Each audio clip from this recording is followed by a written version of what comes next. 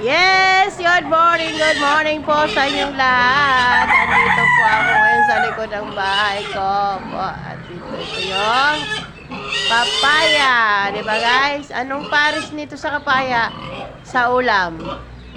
Diba? Ang pares nito ay ito siya, manok. Diba? May manok ako dito. At ako po ay magtotola ng manok. Mamaya! Ayan pa. Maigay ang baboy ko. Apa, andyan na siya. Kasi, susunod na araw, o ilang araw na lang ito, mga anak na po ito, guys. Apa, update ko na lang po kayo. Yes, andito po yung aking manok. Apa, at inihaw ko na po ito. Alright.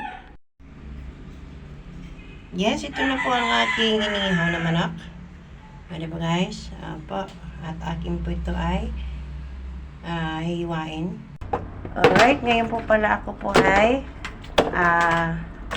gigisahin lang muna nito natin sa suka na may asin.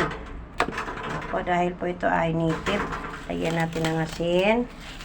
Tapos, kunting suka sa niyog. Diba guys?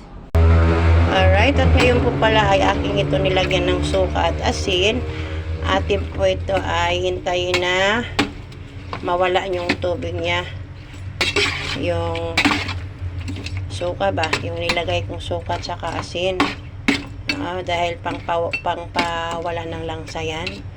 Alright, pag ako po ay nagluluto ng native na manok, ito po ang aking ginagawa. Nilagyan ko ng asin at saka suka muna. Diba? At lulutuin ko muna. Takpan po natin. Alright, update po tayo ngayon sa aking tinula na manok. At akin po ito ay ginisa sa suka na may asin. Diba guys? Ganun talaga pamamaraan sa pagluluto ng native na manok. Gigisahin lang muna natin sa asin na may suka para tanggal po ang ating langsa. Langsa ng manok. Kasi native po siya. Diba guys? At ngayon po ay wala na siyang sabaw. Diba guys? Tingnan nyo naman. Wala na siyang sabaw. At ngayon po maglalagay tayo ng tubig. Alright. Alright mga Mars. Andito po yung ating mga sangkap. At lalagay natin doon sa tinulang manok. Diba guys? Yes, alright. Tayo po ngayon ay maglalagay ng lamas. Or yung mga panakot niya. Diba guys? Alright. Maglalagay tayo ng bitchin. Diba guys? At maglalagay na po ako ng papaya. Diba guys? Opo, medyo pahinog na po ito yung aking papaya ngayon. Marami kaming ngayon, papaya na hinog. Diba guys?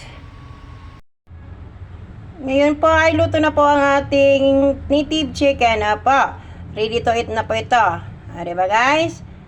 Ito po ay aking tinolang manok. Sana po ay magustuhan nyo ang video ko. Follow, like, and share na lang tayo. God bless you all.